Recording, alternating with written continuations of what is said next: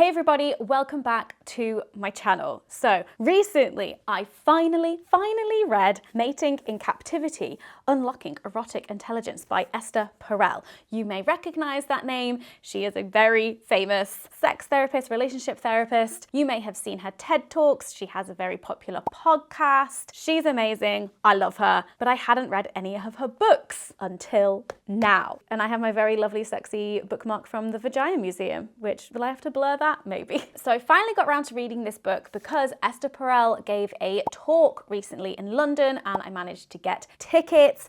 And I was like, right, I'm going to read this book before I go to this talk. In the end, I actually ended up finishing it like a week later, but I had read most of it before the talk. So I wanted just to do like an old school casual video where I just like chat through some of the things that I learned from the book and from her talk, things that resonated with me, things that were like a whole new way of thinking about a thing for me. This can kind of be a little bit of a book club thing, but you don't have to have read the book because I'm gonna chat through some of the main points and the things that at least I got out of it. And if you have read it or you've read her other book, The State of Affairs, which is all about infidelity, which I also definitely want to read at some point, then feel free to leave your own thoughts and stuff in the comments.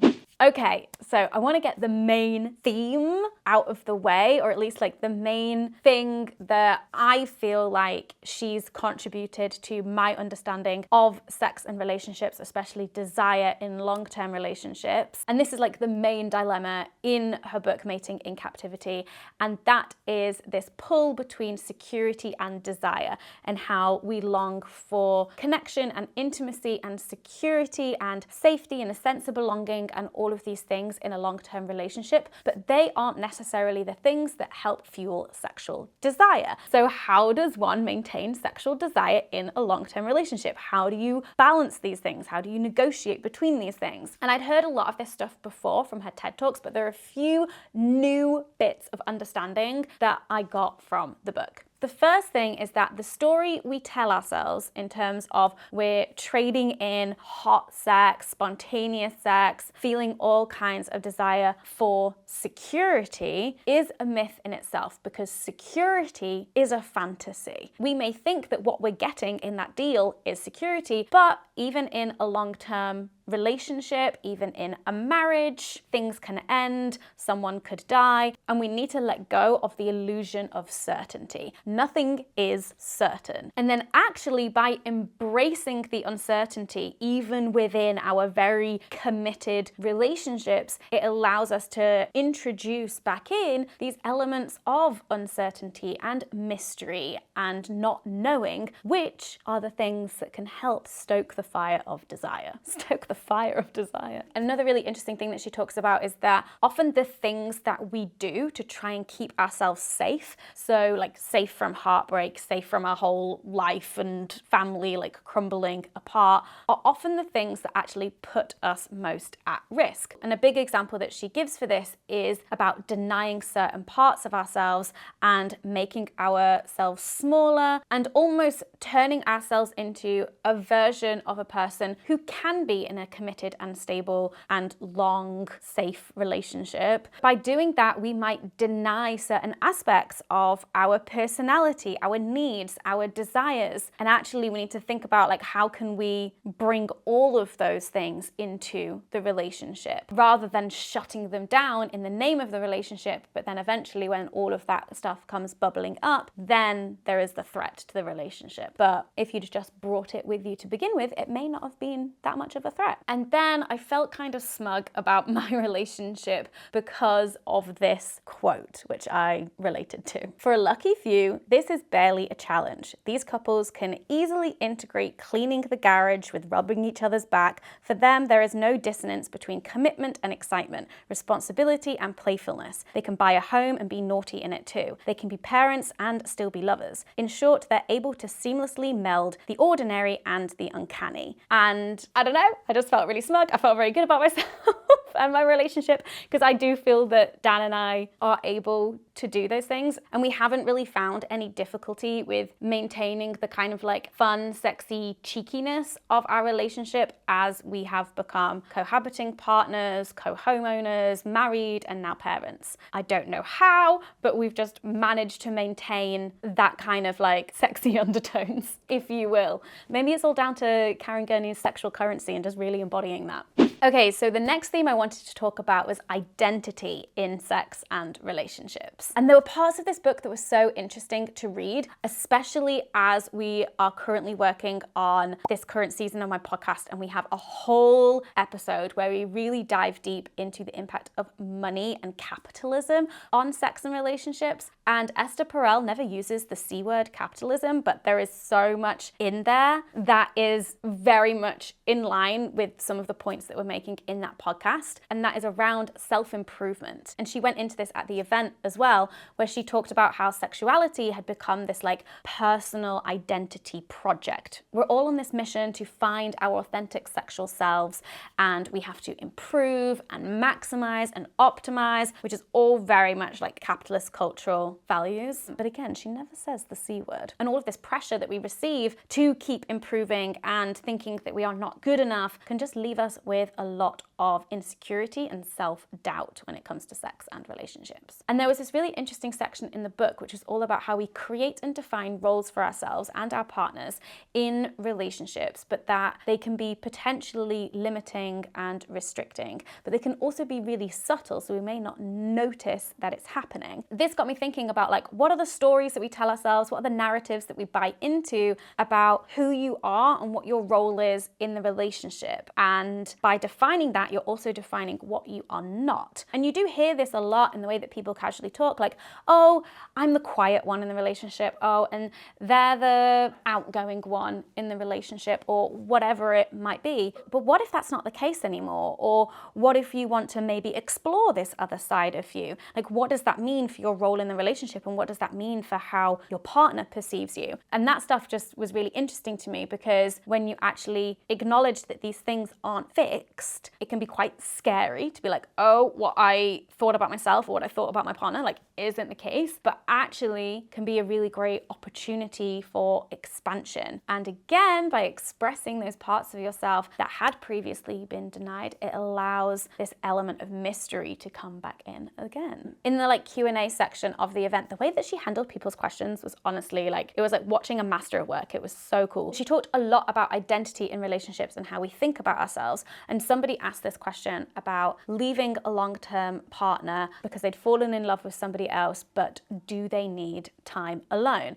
And she kind of flipped it and like asked questions back to them like, okay, what is it that you need? Do you need to leave your current partner, or do you need to leave your current self? Do you need to be with this new partner, or do you need to be with this new self?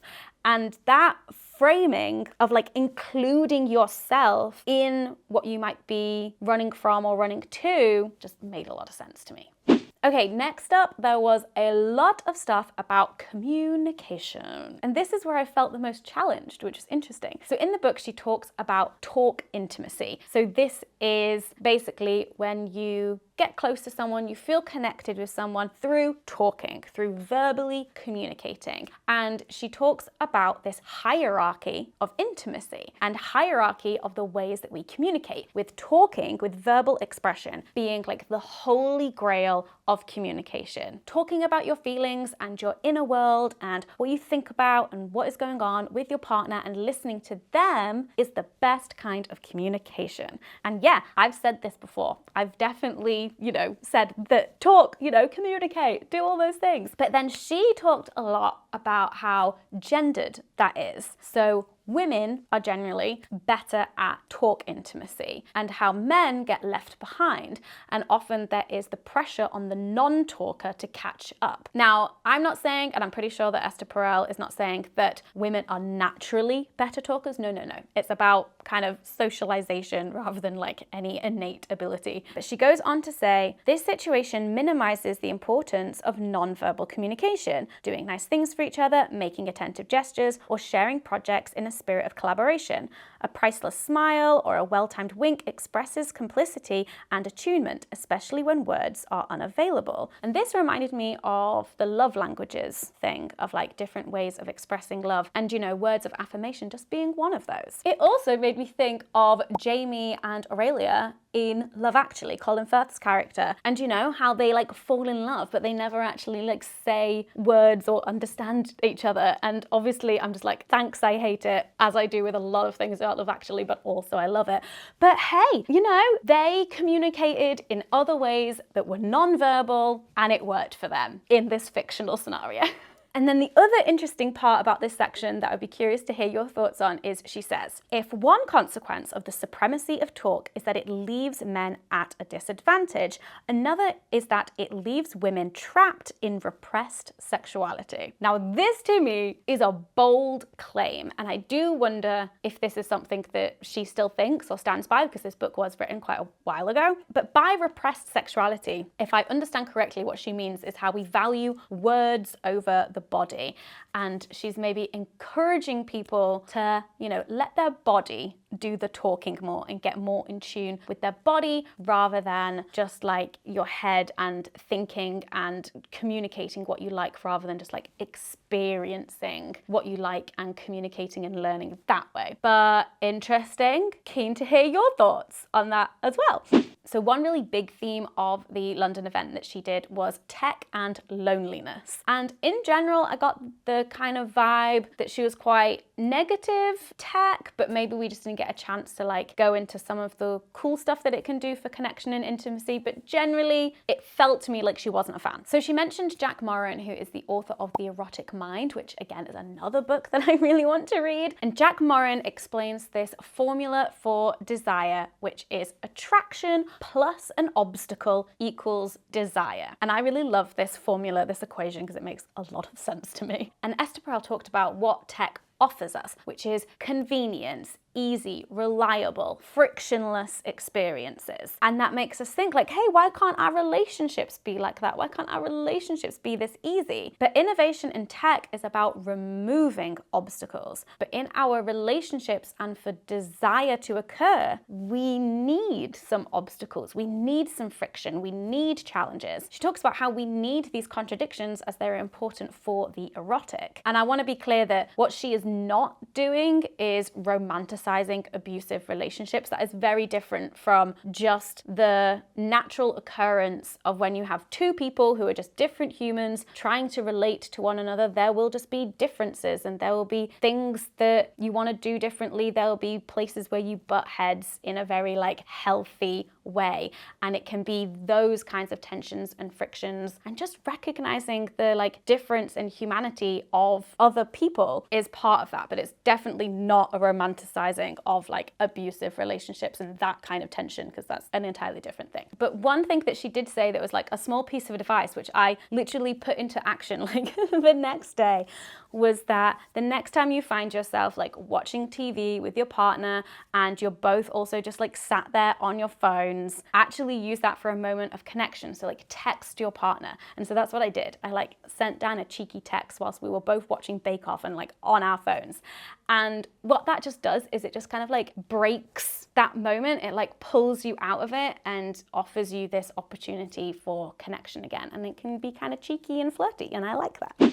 On the topic of advice, during the Q&A section, she had some great dating advice that I wanted to share. So one of the things that she talked about is how we separate ourselves from our life, from our work, from our social circles, from our community in order to date. Like we peel people off to go in one-on-one situations at a bar or a pub or whatever it is, a restaurant. We're having a one-on-one date with a potential stranger in a potentially strange new place and we just talk. And the thing that she offered up as a suggestion, which was instead of separating yourself from your people and from your community to go on this one-on-one date with a strange person in a strange place, instead invite them in. First off, your friends will tell you off the bat if they get good or bad vibes from somebody. It can be a great litmus test. But also you're then just like experiencing a person in a social context. You're inviting them into your world, and romantic relationships are not the be all and end all, and we shouldn't be sacrificing all of these other parts of our lives for them. So our romantic partner needs to like fit in, and like if you want that to be a serious relationship, they're gonna have to do all of that anyway rather than separating you from that. And also this point really reminded me of what she talks about in terms of like talk intimacy and the hierarchy of communication, and that talking is seen as like the most important, which is maybe why we go on these dates and we like have conversations. Whereas if you invite somebody to do an activity or do something with your friends, it's less talking and more doing. And it reminds me of like writing advice. Like if somebody is like writing a script or a novel, they say show, don't tell. And it reminded me of that, and I like the idea of applying that to dating, and also then this idea of like talk intimacy and the hierarchy of communication, like show, don't tell. Maybe some people are showing, not telling, and maybe that's fine, and actually maybe that's better in some instances. And then also when she said this, it made me think back to when Dan and I first started dating, and I was like, oh, hang on, I consider our first date to be when we went ice skating outside the Natural History Museum, because it was like just after Christmas, and I'm like, that's like what you do that time of year in London if you're dating somebody. And that was like a one-on-one thing that we did. But actually before that first date, and what like we officially say like, oh, that was our first date, in the weeks leading up to that, because it was like December and it was like Christmas time, there were things going on, I joined Dan for his like work Christmas party. Dan joined me for some of my friends' Christmas parties. Like we actually like hung out a lot in group settings with Dan's family as well. Like we did a lot of that before we ever went on a one-on-one date together. And yeah, once again, feeling very smug about my relationship. Thank you, Esther Perel. But I'd never really like analyzed that before, and I love analyzing things. And so that was a really interesting framing to me of like, oh, maybe that's why I got good vibes from him. Maybe that's why I was like, oh yeah, this is something that I want to pursue, because I had those opportunities to see how Dan behaved around his friends, around my friends, in social settings, out in public, out in the world. I don't know. Okay, and speaking of vibes, I wanted to talk about the vibes of the event in general, because it was kind of interesting to be at a sold out event for a therapist. And there was definitely moments where I was just like, is this a cult? Have I joined a cult? Like it sort of felt very guru worshipy, but then that was very like surface level, and actually what I felt once I kind of thought about it a bit and dug a bit deeper was that no, it wasn't that. In the way that she spoke and some of the things she said, she was clearly like aware that people idolize her and are potentially like looking to her as the guru and someone who has the answer to all of their questions. And she's clearly very aware of that and was challenging that too, which I really appreciate. But then there was a Tony Robbins quote in her book. Granted, this is from 2007, but she said, the motivational expert Anthony Robbins put it succinctly when he explained that passion in a relationship is commensurate with the amount of uncertainty you can tolerate. And okay, great quote, it highlights your point,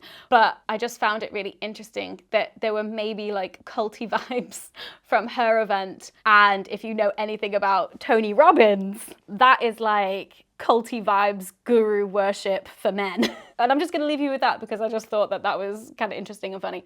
There was so much other stuff that she talked about at the event and also in her book.